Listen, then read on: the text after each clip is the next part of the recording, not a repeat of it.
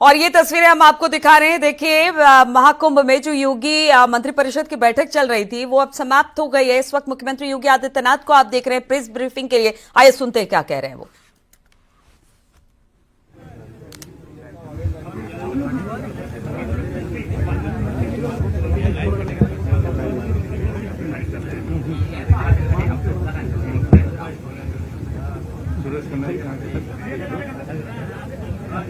तो देखिए, पूरा मंत्री परिषद इस वक्त मौजूद है। मुख्यमंत्री योगी आदित्यनाथ प्रेस ब्रीफिंग के लिए पहुंच चुके हैं। आप दोनों डिप्टी सीएम को देख रहे हैं। पूरा मंत्रिमंडल, योगी कैबिनेट इस वक्त मौजूद है।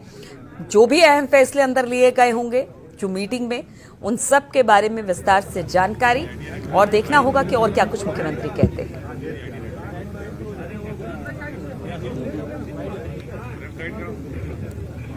आ गए क्या खन्ना जी? कहाँ रह गए? मित्रों,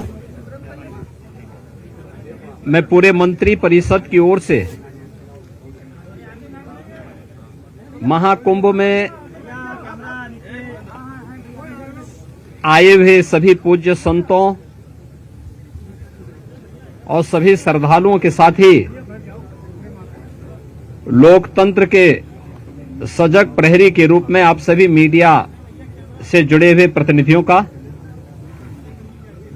पूरे मंत्री परिषद की ओर से हृदय से स्वागत करता हूं। महाकुंभ में पहली बार उत्तर प्रदेश का संपूर्ण मंत्री परिषद उपस्थित है।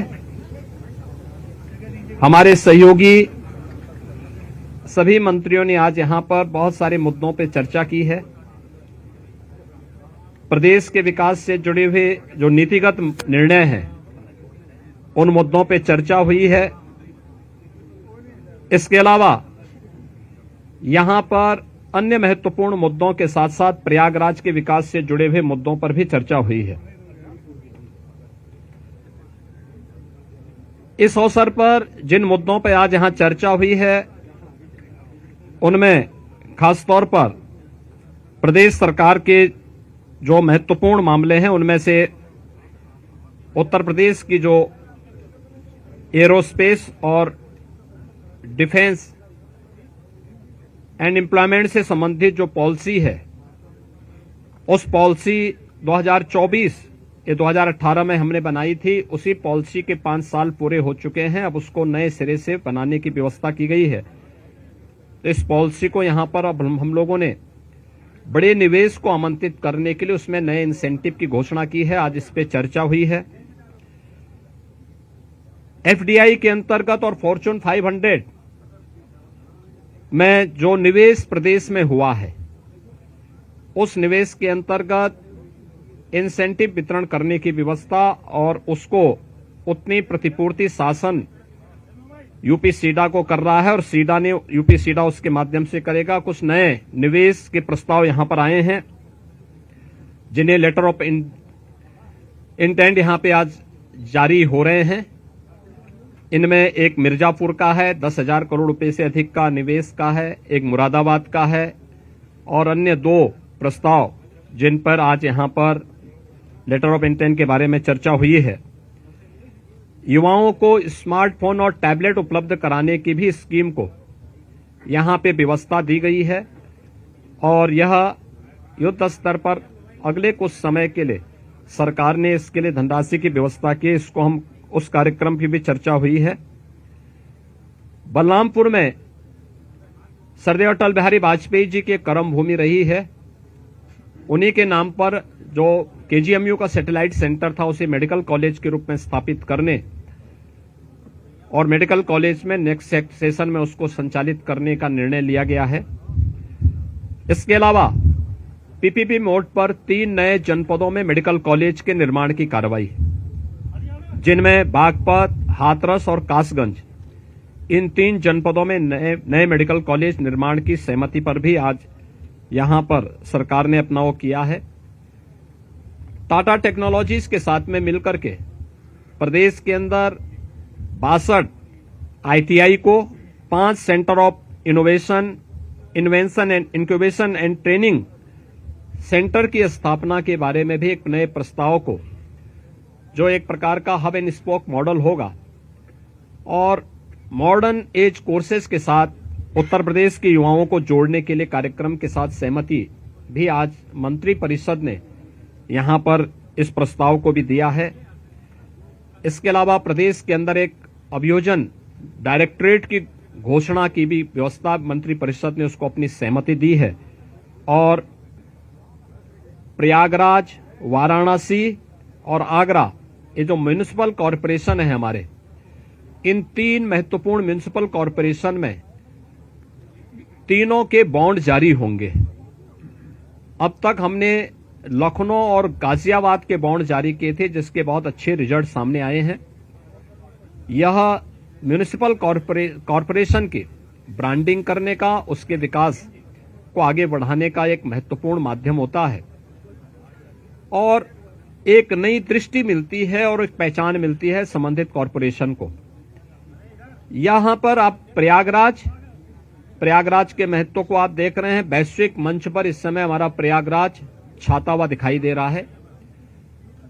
जिस श्रद्धा के साथ पिछले एक सप्ताह के अंदर 9.25 करोड़ से अधिक श्रद्धालुओं ने संगम में आकर के पावन स्नान का आनंद लिया है, अनुभूति की है, वह यानी अविस्मरणीय है, अकल्पनीय है।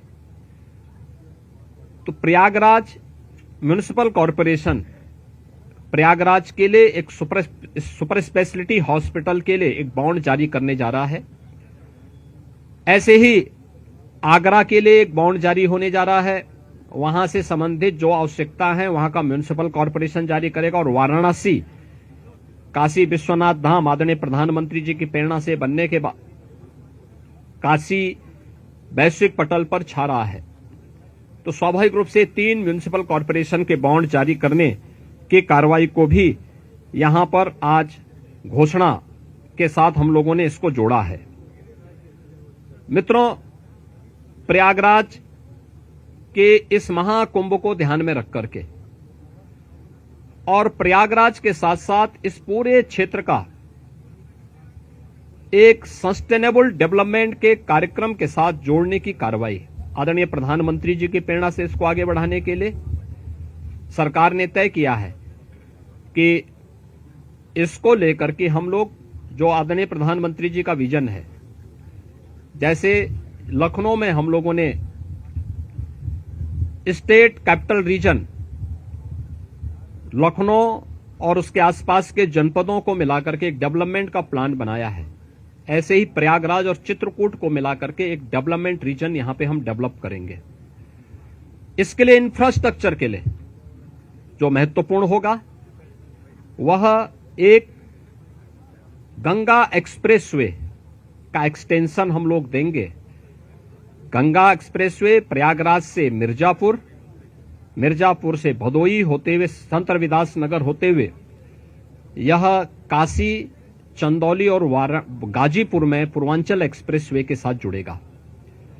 इसके अलावा वाराणसी और चंदौली से यही एक्सप्रेसवे सोनभद्र को जोड़ते हुए नेशनल हाईवे के साथ जुड़ेगा।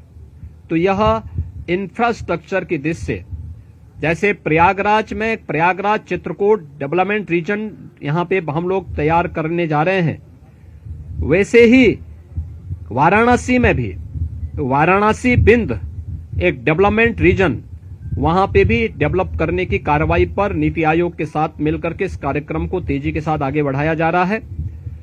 तो ये डेवलपमेंट के वे रीजन होंगे जो वास्तव में यहां की न केवल पर्यटन की दृष्टि से बल्कि आर्थिक उन्नयन में और यहां पे रोजगार सृजन में बड़ी भूमिका का निर्वहन करेंगे। उस प्रकार का इंफ्रास्ट्रक्चर की दृष्टि से एक्सप्रेसवे एक, तो ये एक्सटेंशन हम लोग इसको करने जा रहे हैं जो प्रयागराज, बिंद और काशी एक्सप्रेसवे के रूप में इसे हम लोग जानेंगे। दूसरा है चित्रकूट और प्रयागराज के गंगा एक्सप्रेसवे को जोड़ने के लिए बुंदेलखंड एक्सप्रेसवे को गंगा एक्सप्रेसवे के साथ यहां पर भी जोड़ने की एक कार्रवाई को आगे बढ़ाना, जो चित्रकूट की दूरी को प्रयागराज के साथ जोड़ सके और रीवा हाईवे जो नेशनल हाईवे है, इस हाईवे को भी एक सुविधा इस एक्सप्रेसवे के साथ, गंगा एक्सप्रेसवे के साथ या फिर बुंदेलखंड एक्सप्रेसवे के साथ जुड़ने का एक अवसर प्राप्त होगा। तो ये दो महत्वपूर्ण के साथ साथ प्रयागराज की अपनी आंतरिक चैलेंजेज हैं, ट्रैफिक के चैलेंजेज हैं, और इसमें हम लोगों ने अभी से यहां पर पहले आदरणीय प्रधानमंत्री जी की प्रेरणा से भारत सरकार के राष्ट्रीय राजमार्ग विभाग ने लखनऊ रायबरेली होते हुए प्रयागराज की दूरी को बहुत आसान किया है, जिसमें गंगा नदी पे एक 6 लेन का ब्रिज भी बन रहा है। इस समय हमने उसकी एक व्यवस्था स्टील ब्रिज दिया है इस पूरे महाकुंभ के दौरान, जो प्रॉपर रूप से कार्य कर रहा है, लेकिन वो नया ब्रिज भी समय रहते हुए कंप्लीट हो जाएगा। ऐसे ही अन्य कनेक्टिविटी के लिए यहां से मिर्जापुर, जौनपुर, वाराणसी, आजमगढ़, गोरखपुर की कनेक्टिविटी को बनाए रखने के लिए यहां पर जो मांग हो रही थी, प्रयागराज शहर की तरफ से सलौरी और हेतापट्टी के बीच में, जोशी के बीच में इस पूरे ब्रिज को बनाने की एक कार्रवाई को, 4 लेन के एक ब्रिज को सरकार इसको बनाएगी। दूसरा, रीवा की तरफ से और जो आपके अरेल की ओर से जो यहां पे प्रेशर है यमुना जी के ब्रिज पे, सिग्नेचर ब्रिज आज से 20 साल पहले बनकर के तैयार हुआ था। आज यहां पर उसकी दिशा से बहुत महत्वपूर्ण आवश्यकता यहां पर है कि उसके पैरेलल एक नया ब्रिज बने। तो सिग्नेचर ब्रिज के पैरेलल यमुना जी में भी एक नए ब्रिज को हम अपनी सहमति, कैबिनेट ने अपनी सहमति दी है कि हाँ, शास्त्री ब्रिज के पैरेलल तो हम उसके साथ कर ही रहे हैं और इसको भी हम उसके साथ जोड़ेंगे। तो ये महत्वपूर्ण घोषणाएं प्रयागराज के इंफ्रास्ट्रक्चर, यहां के सस्टेनेबल डेवलपमेंट की दिशा से, डेवलपमेंट और रोजगार की दिशा से, और आने वाले समय में यहां के नागरिकों के जीवन स्तर को और बेहतर बनाने की दिशा में जो आदरणीय प्रधानमंत्री जी की प्रेरणा है, उसको आगे बढ़ाने के लिए ये कुछ घोषणाएं आज यहां पर कैबिनेट ने जिस पे चर्चा की है, अपनी सैद्धांतिक सहमति दी है। और मुझे पूरा विश्वास है कि अगली बार जब कुंभ के साथ उत्तर प्रदेश जुड़ेगा तो इन सब इंफ्रास्ट्रक्चर का लाभ आने वाले श्रद्धालुओं को प्राप्त होगा। मैं आप सबका एक बार फिर से अपने मंत्री परिषद के सभी साथियों की ओर से हृदय से स्वागत करता हूं, अभिनंदन करता हूं। कहां गए भाई राजभर जी, और ये कहां गए अपने आशीष पटेल जी, निषाद राज, कहां हैं लोग? आप लोग पीछे क्या छुपे हुए? इधर आइए। कहां राजभर जी, कहां गए? अनिल कहां है? अनिल कहां है? 22 तारीख का कोई विशेष महत्व है क्या? मेरा नाम राजेश है, न्यूज़ इंडिया से, क्योंकि 24 में आपने प्रधानमंत्री का अयोध्या का, आज 22 हाँ, तो इसीलिए तो यहाँ पे ये प्रभु की ही कृपा है। प्रभु आज ही के दिन 500 वर्षों के बाद अयोध्या में विराजमान हुए थे और आज पहली बार उत्तर प्रदेश का पूरा मंत्री परिषद आज यहां पर आया है। और मुझे लगता है कि अगले कुंभ की क्या स्थिति होती है, लेकिन उसका इंफ्रास्ट्रक्चर उत्तर प्रदेश का ये मंत्री परिषद आदरणीय प्रधानमंत्री जी की प्रेरणा से यहां पर प्रयागराज की धरती पर प्रस्तुत कर रहा है। और मुझे विश्वास है कि इसको, जैसे प्रयागराज की कायाकल्प पिछले 6 वर्ष के अंदर हुई है, ये इंफ्रास्ट्रक्चर प्रयागराज को एक वैश्विक पहचान दिलाने में सफल होगा। आप सबको मैं एक बार फिर से धन्यवाद देता हूं, बहुत बहुत अभिनंदन। मुख्यमंत्री योगी आदित्यनाथ ने कहा कि देखिए 22 तारीख यानी 22 जनवरी राम मंदिर प्राण प्रतिष्ठा का दिन, और उन्होंने कहा कि सौभाग्य की बात है कि आज पूरा कैबिनेट इस वक्त इस समय प्रयागराज कुंभ क्षेत्र में मौजूद है। यह हमारे लिए सौभाग्य की बात है। साथ ही साथ जो बैठक में फैसले लिए गए हैं उसकी भी पूरी जानकारी मुख्यमंत्री योगी आदित्यनाथ ने दी कि किस तरह से 3 नगर निगम के बॉन्ड जारी किए जाएंगे, प्रयागराज आगरा म्यूनिसिपल बॉन्ड जारी होंगे, इसके अलावा वाराणसी का म्यूनिसिपल बॉन्ड भी जारी होगा।